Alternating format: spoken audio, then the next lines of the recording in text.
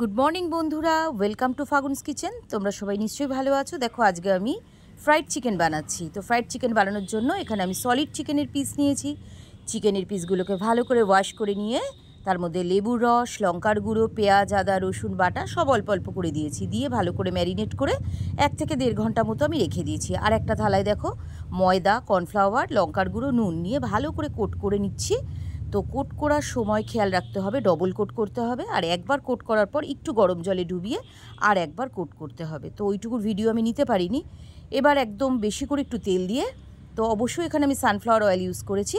তো ছাঁকা তেলে, একদম ডুবো তেলে এটাকে ভালো করে গোল্ডেন ফ্রাই করে নিতে হবে। তো ফ্রাই করার সময় হাইতে কিন্তু দিলে চলবে না, গ্যাসটা একটু সিমে দিয়ে ফ্রাই করতে হবে, তাহলে ওপরের কোটিংটা সুন্দরভাবে ফ্রাই হবে আর ভেতরে চিকেনটাও খুব সুন্দর বয়েল হয়ে যাবে।